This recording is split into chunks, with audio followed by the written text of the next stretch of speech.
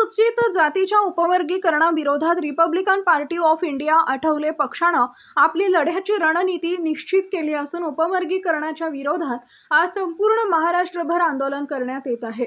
सांगली जिल्हाधिकारी कार्यालयाच्या बाहेर Republican Party of India Athawale पक्षाच्या वतीने निदर्शने करण्यात आली। यावेळी जोरदार घोषणाबाजी करण्यात आली। Republican Party of India Athawale पक्षाचे जिल्हाध्यक्ष राजेंद्र खरात यांच्या नेतृत्वाखाली हे आंदोलन करण्यात आले। आरपीआयचे पश्चिम महाराष्ट्र, सांगली जिल्हा आणि तालुका स्तरावरील सर्व पदाधिकारी आणि कार्यकर्ते शेकडोंच्या संख्येने उपस्थित होते। उपवर्गीकरणाच्या नावाखाली महार आणि मातंग समाजामध्ये भांडण लावण्याचा प्रकार सुरू आहे, तो तात्काळ बंद करावा।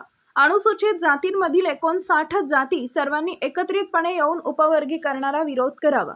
संविधानाने दिलेला आरक्षणाचा अधिकार बदलण्याचा घाट घातला गेलाय, पण तो कदापि पूर्ण होऊ देणार नाही असं आरपीआयच्या प्रमुख नेत्यांनी यावेळी सांगितलंय।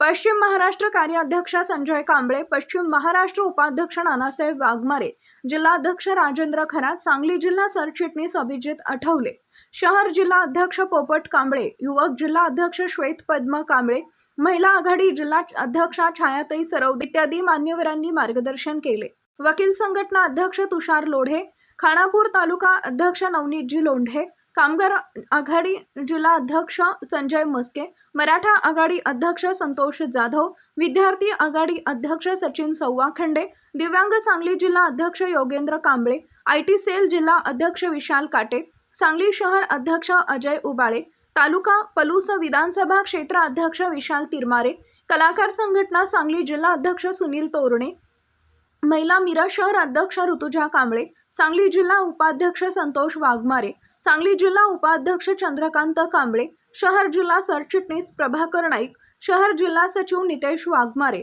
मुस्लिम आघाडी तालुका अध्यक्ष बशीरभाई मुजावर, आटपाडी तालुका संघटक रघुनाथ कांबळे, मिरज तालुका उपाध्यक्ष संग्राम कांबळे, इस्लामपूर शहर अध्यक्ष अमर बनसोडे, आष्टा शहर अध्यक्ष प्रदीप अवळे, दादासाहेब चंदन शिवे, जितेंद्र सोरटे, लक्ष्मण चव्हाण, संतोष सरवदे, सुधीर कांबळे, यशवंत काळबागे तसेच सांगली जिल्ह्यातील प्रमुख पदाधिकारी कार्यकर्ते व सांगली मिरज कुपवाड महानगरपालिका क्षेत्रातील सर्व प्रमुख पदाधिकारी कार्यकर्ते उपस्थित होते।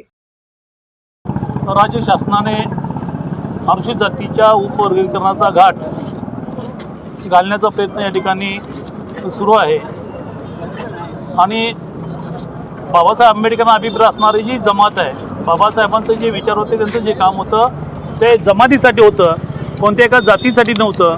आणि जात बाबासाहेबांना अभिप्रेत नसताना बाबासाहेबांनी जे आरक्षण दिलेलं आहे, समूहाला आरक्षण दिलेलं आहे आणि तो समूह उद्ध्वस्त करायचा।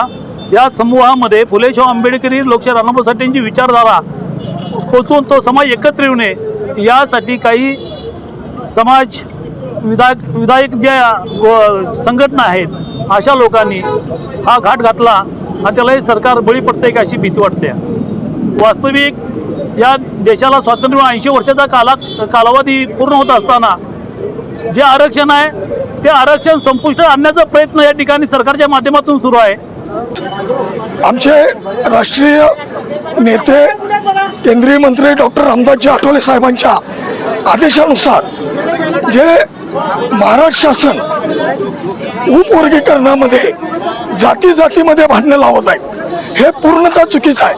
आज बौद्ध समाज मोठा भाव आहे, मातंग समाज लहान भाव आहे। या पद्धतीनं डॉक्टर बाबासाहेब आंबेडकरांनी जे संविधान कायदा लिहिला त्यावेळीपासून सर्व SC, NT, OBC, ST या जातींना एकत्रित घेऊन संविधानाने कायदा लिहिलं, परंतु खंडपीठाच्या 8 न्यायमूर्तींनी निर्णय दिला की आपल्या शासनाच्या अधोरेखित असेल तर आपण अबकडं उपवर्गीकरण करा, परंतु आमच्या 58 जातींचा याला विरोध आहे। तुम्ही कधी करा, ज्यावेळी जनगणना होईल त्यावेळी तुम्ही उपवर्गीकरण करा। रिपब्लिकन पार्टी ऑफ इंडियाचे राष्ट्रीय नेते माननीय नामदार रामदासजी आठवले साहेब यांच्या आदेशानुसार टोटल देशामध्ये नव्हे तर महाराष्ट्रामध्ये उपवर्गीकरणाच्या विरोधामध्ये रिपब्लिकन पार्टी ऑफ इंडियाचं मोठ्या प्रमाणामध्ये निदर्शनं या ठिकाणी आयोजित केलेले आहेत। जर उपवर्गीकरणाचा कार्यक्रम तुम्ही जाणीवपूर्वक थांबवला नाही तर जाणीवपूर्वक करून आम्हाला त्यामध्ये वर्गीकरण करून जर तुम्ही नुकसान करणार असेल आमच्या समाजाचं 59 जातीचं तर आम्ही कदापि तुम्हाला शक्य होऊ देणार नाही. आणि आज फक्त निदर्शनं करण्यासाठी या ठिकाणी आमचे कार्यकर्ते आलेत. येणाऱ्या काळामध्ये हा सुनामी या निळ्या ध्वजाचा या निळ्या झेंड्याचा सुनामी सांगलीमध्ये आल्याशिवाय राहणार नाही. Republican Party of India Sangli जिल्हा सांगली शहराच्या वतीनं या उपवर्गीकरणाच्या विरोधामध्ये आज आपण या ठिकाणी तीव्र स्वरूपाचे निदर्शन करत आहोत. आणि या निदर्शन करत असताना राज्य शासनाला आमचं एकच विनंती आहे की उपकरीकरण तुम्ही अजिबात करू नका. आमच्यामध्ये असणारा जो महार समाज, आता जे बौद्ध समाज आहे, मातंग समाज आहे, ढोर समाज आहे, होलार समाज आहे आणि ह्या समाजामध्ये भांडणं लावण्याचं काम तुम्ही बंद करा असं या ठिकाणी आम्हाला म्हणणं आहे. कारण ह्या समाजामध्ये कुठले काय ठराविक लोक काय जे ह्यामध्ये असणारे जे 10% लोक जे बुद्धिभ्रष्ट आहेत, जातीभ्रष्ट आहेत, अशा लोकांचा ऐकून जर या ठिकाणचं राज्य शासन आपण जर त्यांचं ऐकून जर काय करत असाल आणि सगळ्या 59 जातीला जर त्याचा परिणाम होत असेल तर तुम्ही वेळीच हा तुमचा ह्यांचा डाव ओळखून तुम्ही थांबवावं. आज सांगली जिल्ह्यातील सर्व पदाधिकारी सर्व कार्यकर्ते या ठिकाणी कलेक्टर ऑफिसमध्ये आम्ही जमलेलो आहोत आणि त्या उपवर्गीकरणाच्या संदर्भामध्ये असणाऱ्या ज्या बारीक सारीक गोष्टी आहेत, कारण हे उपवर्गीकरण जे आहे ते SC साठी आहे आणि 59 जाती यामध्ये संलग्न आहेत. 1950 सालापासून 2024 सालापर्यंत हे 59 जाती जे आहे त्या गुणागोविंदाने एकमेकाच्या सहकार्यानं आनंदानं आपलं जीवन जगत होते. परंतु मध्येच काय झालं कोणास ठाऊक की हे उपवर्गीकरणाचा असणारा सर्वोच्च न्यायालयाने दिलेला जो निर्णय आहे तो निर्णय या SCच्या समाजामध्ये असणाऱ्या लोकांना मान्य नाही. आणि हे मान्य नाही हे दाखवून देण्यासाठी, हे चुकीच्या पद्धतीनं चालू आहे हे दाखवून देण्यासाठी, सरकारचे डोळे उघडण्यासाठी म्हणून आज या ठिकाणी आम्ही मोठ्या संख्येनं कलेक्टर ऑफिसवरती निदर्शने करत आहोत. या ठिकाणी Republican Party of India Athawale गटाकडून कलेक्टर ऑफिसवर आम्ही आंदोलन उभा केलेलं आहे. या राज्यामध्ये जी जातीमध्ये भांडणं लावण्याचं जे काम सुरू आहे त्याला कुठंतरी आम्ही थांबवण्याचा प्रयत्न करण्यासाठी इथं उपस्थित राहिलेलो आहे.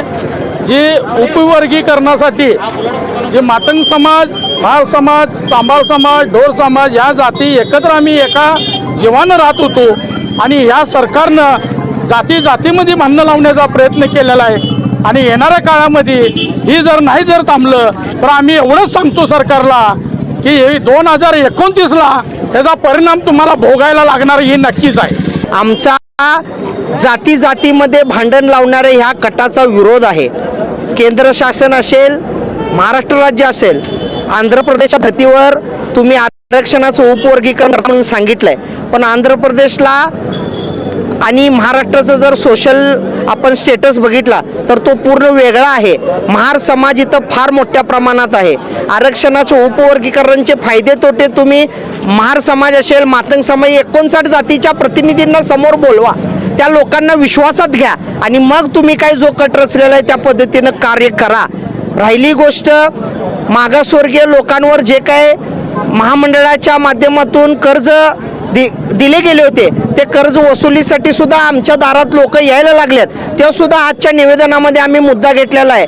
लोकांना आमच्या कोरोनानंतर धंदे उद्ध्वस्त झालेत, ते धंदे उद्ध्वस्त झाल्या परिस्थितीत सुद्धा कर्ज कुठल्या पद्धतीनं भरायचे असे भरपूर विषय घेऊन आज रिपब्लिकन पार्टी ऑफ इंडियाचे सर्व जिल्हा कार्यकारिणी, महाराष्ट्र राज्य कार्यकारिणी, पश्चिम महाराष्ट्र, सांगली जिल्ह्यात जे उपस्थित आहे ते सगळे आम्ही उपस्थित या ठिकाणी झालेलो आहे आणि कलेक्टर साहेबांच्या माध्यमातून राज्य शासनाला आम्ही निवेदन करत आहोत.